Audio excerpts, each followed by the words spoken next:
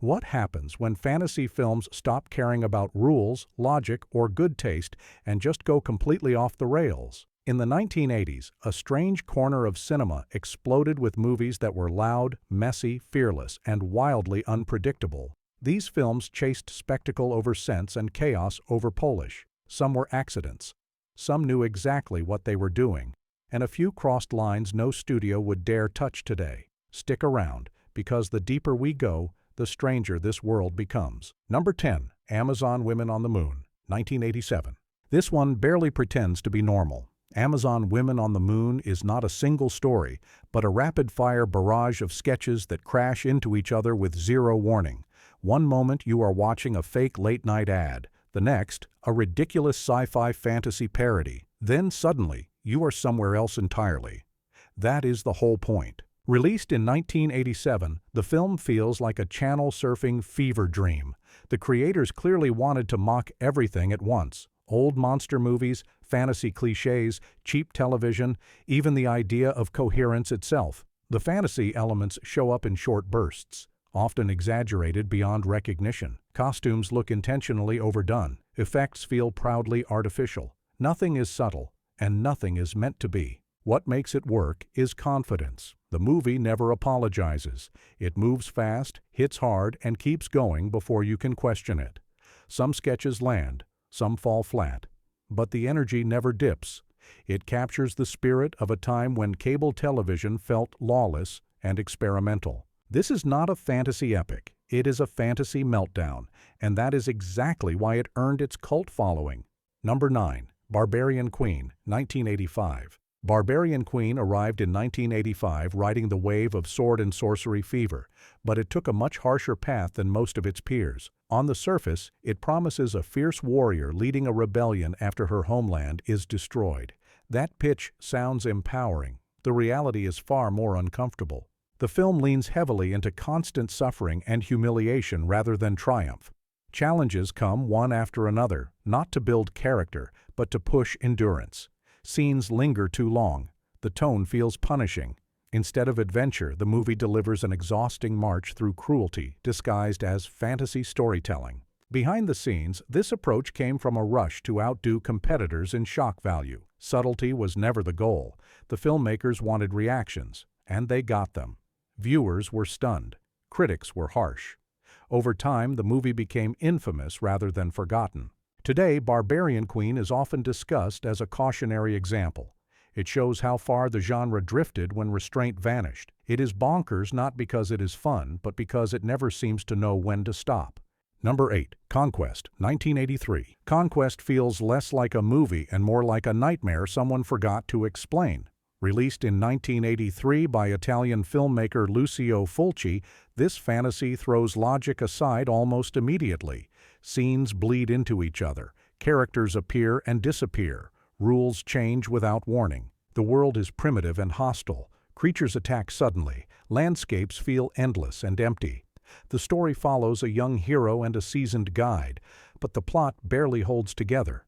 Instead, the film relies on mood, thick fog, strange masks, disturbing imagery that lingers longer than expected. Fulci believed this would elevate him into mainstream fantasy. Instead, production troubles and budget limits pushed the movie into surreal territory. Costumes were reused, effects were improvised. The result feels unfiltered and relentless. Some viewers find it fascinating, others find it overwhelming. Either way, Conquest refuses to be ignored. It is bonkers because it plays like a dark fairy tale told without concern for comfort or clarity. Number 7. The Warrior and the Sorceress, 1985. This film borrows a famous story and barely hides it. The Warrior and the Sorceress, released in 1984, lifts its structure directly from a classic tale of a lone wanderer manipulating rival leaders. The difference here is tone. Everything is louder, dirtier, more exaggerated. Set on a dusty fantasy world, the movie follows a calm stranger who walks into chaos and reshapes it for his own gain. The story moves exactly where you expect, but the details are where things get strange. Performances feel detached. Supporting characters are over the top.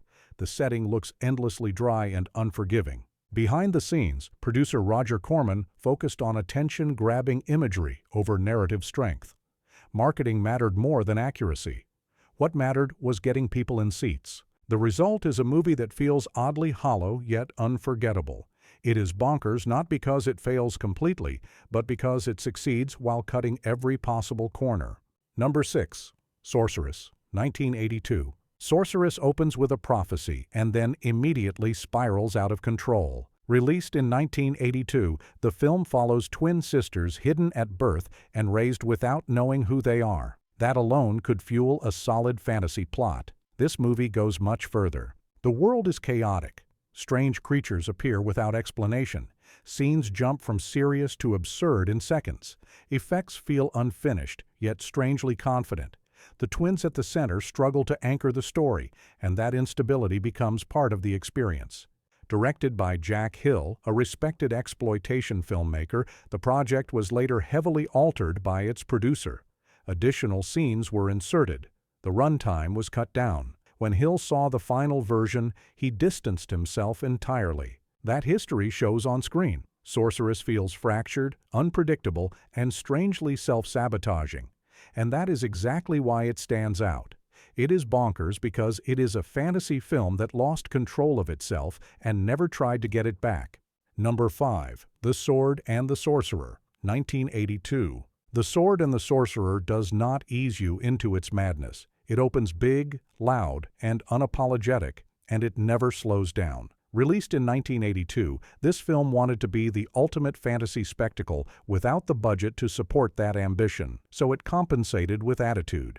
The story centers on a wandering hero carrying a sword that fires multiple blades at once. That single idea tells you everything about the mindset behind the movie. Bigger is always better. Subtlety is optional. Logic is negotiable. Every scene feels engineered to top the last. Power struggles, betrayals, dramatic speeches, and sudden action moments pile up quickly.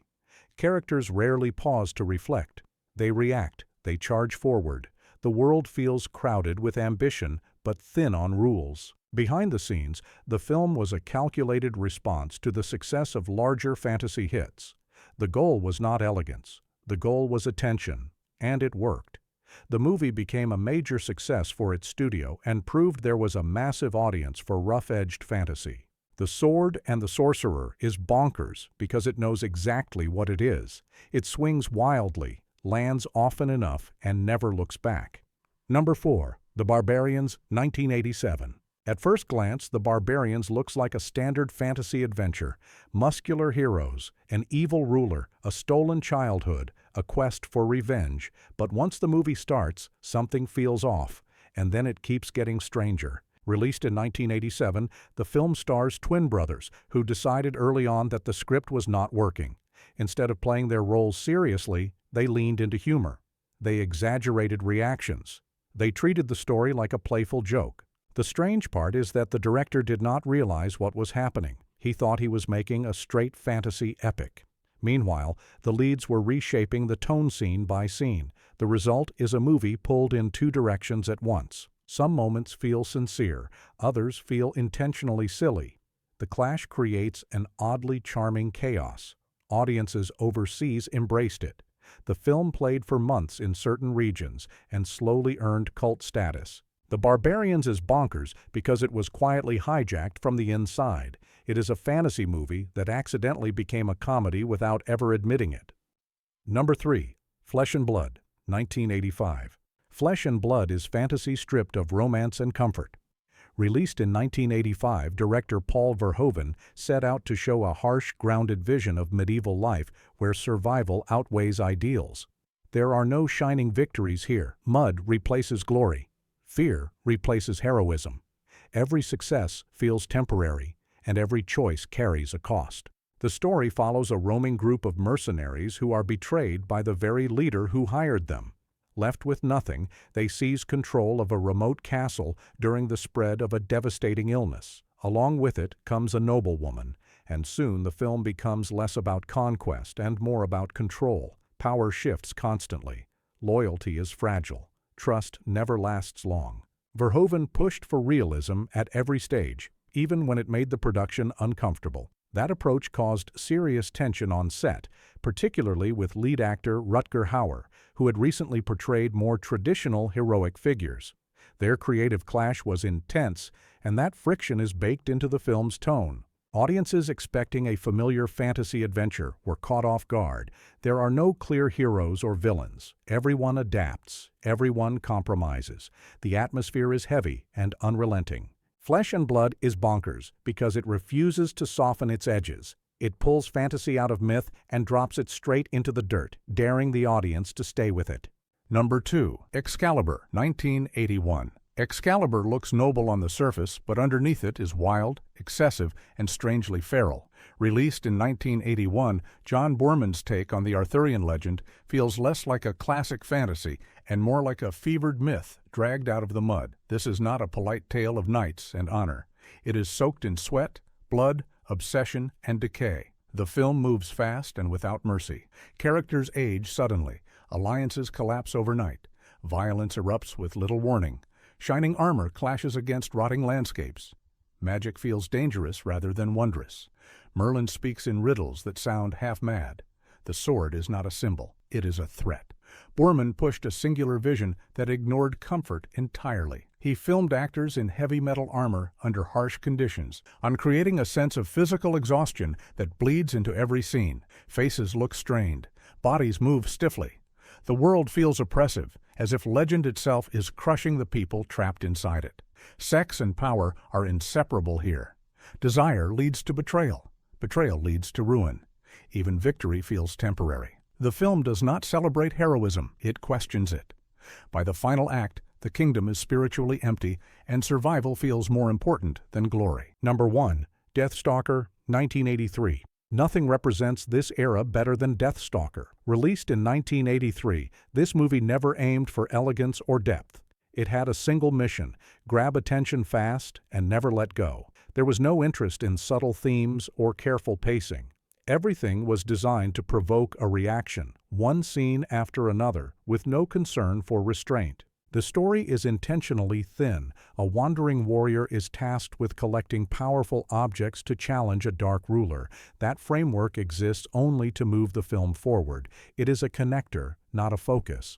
The real priority is momentum. Each sequence is built to feel bigger, louder, or more extreme than the one before it. Producer Roger Corman was very open about his approach. He wanted constant stimulation.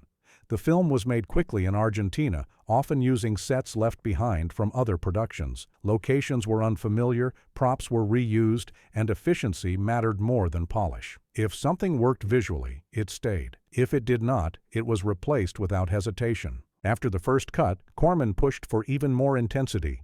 Changes were made, the film was released, and it quickly found its audience. Deathstalker became a late-night favorite, launched sequels, and helped define an entire subgenre. It is bonkers because it never asks for approval. It simply charges forward and dares you to keep up. So, what do you do with fantasy movies that ignored rules, ignored limits, and somehow survived anyway? You talk about them, you debate them, and maybe you revisit them with fresh eyes. These films were messy, fearless, and impossible to forget. Now I want to hear from you.